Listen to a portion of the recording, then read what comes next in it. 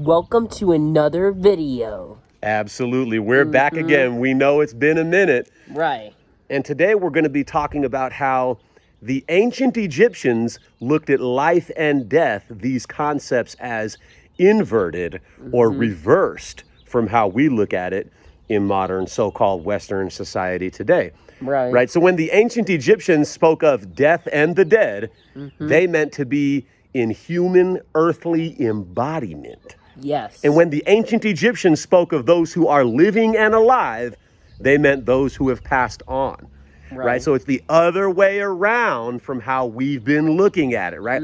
So according to the ancient Egyptians, we're dead right now. This is death. Right here, we're dead. And when you're dead, you're actually alive. Exactly. It's like opposite stuff. Yeah. Right. So the ancient Egyptian Book of the Dead actually correctly translates to the ancient Egyptian Book of Living a Human Earthly Life. Right. So we're going to go over some information. All right, this is some general scholarly information we printed off of Google here. Go ahead and read, starting right here, son. Go ahead. The concept that the ancient Egyptians viewed the scoring mortals as the dead is a modern poetic or interpretive of ancient Egyptian philosophy. Ancient Egyptians were known to be profoundly in love with life and saw death as we know it, not as an end, but as transition to a richer, eternal continuation. In this sense, the dead in the afterlife were considered more truly alive than the temporary, scurrying mortals on earth. Right. So the dead, as we would consider the dead, were considered more alive to the ancient Egyptians. Go ahead and read on right here. And the dead were the alive. The dead were the alive. In the afterlife, a worthy person would enter the field of reeds, paradise, and achieve a immortal state, living with the gods. This new state was a perfect, timeless extension of earthly life, free from pain and hardship. In contrast, the living were simply scurrying mortals, hustling and toiling in a world that would inevitably pass. The power of the dead.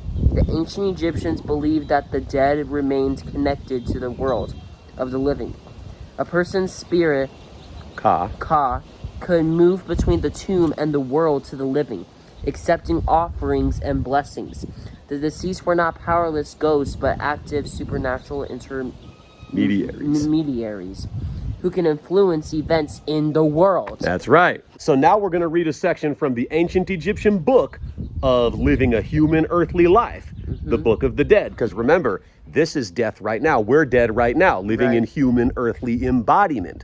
We haven't started living yet, according to the ancient Egyptians' perspective of things, right? This is actually called the Book of Coming Forth by Day, and the word day actually is significant of the solar energy, the Helios energy, which it talks about in the Isis thesis. We're going to get into that in just a moment here.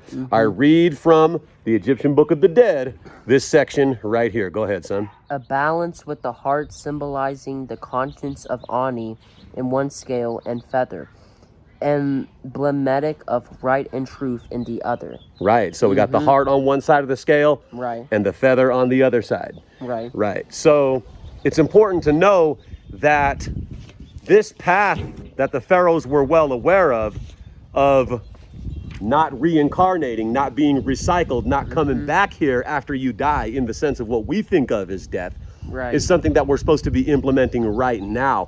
It's not like how a typical person might think of it, that the heart's going to be weighed on the scale against a feather after we die in the way of what we think of as death from this earthly life, right? If the heart is weighed on the scale against the feather in death, and physical human earthly embodiment is death, then our hearts are being weighed on the scale against the feather right now. So it's not something that we wait to happen after the flesh decomposes.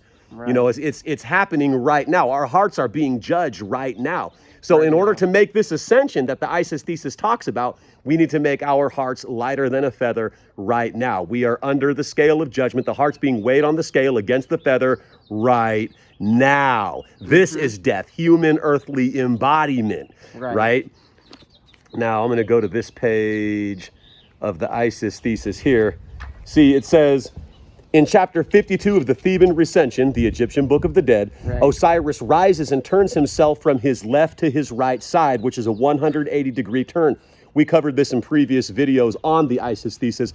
So in order to make this transition, you have to orientate yourself from left to right. So that means getting out of the left hemisphere of the brain so much, or too much concentration on that, and getting into the right hemisphere of the brain. It's a left to right orientation, 180 degrees. So we're not facing the tunnel of light in the moment of what Western society refers to as death, Western culture refers to as death, but we're turning the other way around as we orientate ourselves to right hemisphere thinking, facing the other way. You know, we're not going forward toward the tunnel of light, which recycles you, but we're going the other way, right? Right. The 180-degree turn where we're talking about here, the left to right orientation, is getting out of only concentration in the left hemisphere of the brain and balancing it with turning toward the right hemisphere of the brain. So it's changing the way you think. It's changing the way you approach and observe this human experience. 180 degrees. 180 degrees. We're going to turn from left to right, right? So we're going to be in the right hemisphere of the brain. That's how we view things. Like Buddha says, we view this human experience without putting judgment or emotion on it, but just being the observer. This is the path to avoid reincarnation so that you don't get recycled after you die in the sense of what Western culture considers death, right? Parity reversal turns up to down, left to right, and front to back. We discussed this same process relative to biological molecules in part 2 when the deceased turned from left to right for insertion into a lambda vector. Now we observe Osiris performing the same 180-degree turn from left to right, indicating a left-handed molecule. Because of this parity reversal, Osiris, or the prophage, excises, activating the lytic lifestyle. It's a lytic lifestyle. It's not something that we have to wait to happen after we die in the sense of what Western culture thinks death is, right? And Osiris is represented as upside down and inside out. We could say that Osiris is now a left-handed biological molecule that behaves differently than a right-handed molecule, right? So as a boson particle, you're going to make your way to the cusp in the Earth's magnetosphere, which is the stairs of Osiris. You got to ascend the stairs of Osiris. Your heart has to be lighter than a feather. Right. So it may be that this left-handed feature shows the origin of recombinant species is related to the underlying asymmetry of weak interactions which violate charge parity. And turn to page 306. Recall that the deceased is present with his double, suggesting the idea of a quark and anti-quark pair that had enough time to restore to a pion, possibly due to less particle interference and cold temperatures at the northern polar region. This process, charge parity violating, the CPT theorem, with its 3 parameters of charge parity and time reversal, is the basic precept of particle physics, right? So it has a lot to do with, putting in the work has a lot to do with how you view this human experience, your approach to this human experience, and your perspective, right? Like so putting in the work like at a job. Absolutely. It's more than just reading the Isis thesis, understanding the knowledge, and then, you know, implementing meditation to orient yourself from left to right.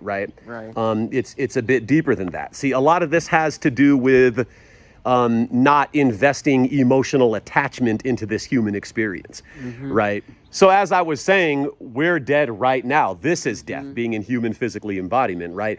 So our hearts are being weighed on the scale right now. Some people misunderstand it and they think it's something that's supposed to happen after we die in the sense of what we think of as death. No, we need to make our hearts lighter than a feather right now. This means nothing can weigh on your heart. Right? When you start getting emotionally invested in this human experience, like if I'm driving my car and someone cuts me off on the road and I get angry and I want to chase that person down, follow them, flip them off, give them the finger, kick their car, whatever, that's my heart being heavy. It's outweighing the feather. Right? Because it's like a test. Exactly. All of this is a test. It's a trial, right? To see how much we can detach from the ego. You know, like if you hear about a tragedy on the news where like this police officer unjustly shot this person and you want to go out and protest, that's putting weight on your heart. This human earthly experience is actually perfect the way it is. It's not something that needs to be fixed. Right? You know, when you become emotionally invested in something, when you buy into the illusion, when you think that this is real and you think that you're suffering, right? And you think that you're struggling, Right. right? And you're fretting and you're crying and you're like, why me? This can't be happening. You're buying into the illusion. Your heart's extremely heavy and the lytic lifestyle is not taking precedence, right? So we need to make the lytic cell cycle happen within us right now. It's not something that we wait to happen after the flesh decomposes, right? We need to make the battle of Horus versus Set take place within us right now, where the lytic cell cycle conquers the lysogenic cell cycle when the bacteriophage vector replicates the DNA and it comes out of the Earth cell, which is the E. coli host cell, thus causing the consciousness, the DNA information as boson signals to move up the stairs of Osiris. And that's the path of not reincarnating, busting out of the Earth cell, right? This process is happening right now, right? The viewpoint to have would be to say the true me is never even incarnated here. I'm not actually sitting at this table talking with you right now. It's all an illusion. It's all an illusion, exactly. Like, I'm not this physical vessel. I'm not the name on my driver's license, the name on the birth certificate. Like Buddha says, just be the observer. We need to observe this human experience, but not absorb this human experience. Yes, observe, right. Not absorb. So yeah, you know, Buddhism and the Upanishads, which we've done videos on, explain the same thing. You know, we want to live this life being the divine observer without attaching judgment or emotion to it, right? And that's making the heart lighter than the feather, and that's making the lytic cell cycle, not the lysogenic cell cycle, take place within our bodies with bacteriophage lambda and host cells that they reproduce themselves in, and that is the path to not come back here after you unalive from this human experience. Right? We should be already willing to let this go. Like, I'm already out of here. You know, like it doesn't matter when this body dissipates. You know what I'm saying? We're already out of here. We're already out of here. We're gone, baby. Gone. It's a done data. It is. You know what I'm saying? All right, give us a good outro, son. What I have to say is that you're dead right now. You're not alive. And when you're dead, you are alive. That's right. Right. And yeah. And who cares about the age limit when you're gonna die? Because we want to get out of here. You know, been here, done that, got the T-shirt. As far as this human experience goes, you know what I'm saying? Like, it's nothing. You know what I mean? It's nothing. Nothing. The Egyptians, the fact stands that they did call our life here death. So in so many words, when they speak of the death in the books, they meant living humans. The word death and the dead are used in the old scriptures, refer to living humanity in earthly embodiment. Now that is some profound shit. Referring to living humanity in earthly embodiment. We scurrying mortals are the dead. This is some nightmare shit. Right. Now they say that the Egyptians were the most illumined people ever walked the face of the earth, the Africans. They call them a sage race, a teacher race. The Egyptians said that we scurrying mortals are the dead of the Bible and other sacred books. And the dead spoken of there is the living existence here.